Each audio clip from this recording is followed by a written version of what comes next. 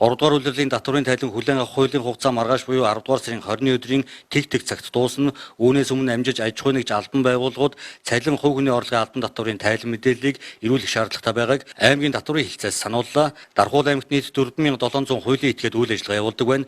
Тэдний 3242 нь хязгаарлагдмал болон ховцоод компани байдаг. Мөн нөхөрлөл 280, хоршоо 117, төсөвт байгууллага 116, шашны байгууллага 39, сөөх 28 байдаг байна. Эдгээр бүх байгууллага 3 дугаар улирлын тайлангаа хуулийн хугацаанд нь багтааж татврын нэгдсэн системд шивж оруулах шаардлагатай. Ингээд эдгээр хуулийн этгээдүүд маань татврын тайлангаа 10 сарын 20-ны өдөр E-tax-ийг эмтэй азыг эмэн гэсэн хаягаар нэвтэрж ороод тайлангаа тушаанаа. Эдгээр тайлан маань тайлан тушаах гэсэн зэсэн дотор тайлангийн төрөл дотор багтсан байгаа.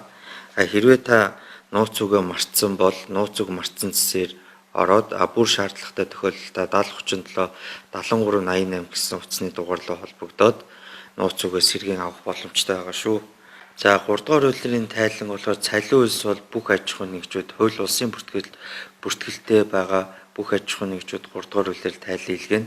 Зөвхөн аж ахуйн нэгждэр болохоор 6 тэрбумаас дээш аж ахуй орлоготой жилийн орлого нь 6 тэрбум хүрсэн тохиолдолд тайлан аж ахуйн нэгжийн тайланг 2 удаа хийлгэнэ. Энэ тохиолдолд одоо таны татврын тайлан тушаах зэсэн дотор чинь идэвхтэй тайлан тушаах идэвхтэй тайлангийн төрлүүд байгаа. Энэ тайлангуудаа та бүх тайлангийн илгээх үүрэгтэй гэсэн. Тэгээд тайлангаа хугацаанд илгээгүй тохиолдолд тухай арга хэмжээ авахдах тул та бүхэн хуулийн хугацаанд тайлангаа ирүүлнэ.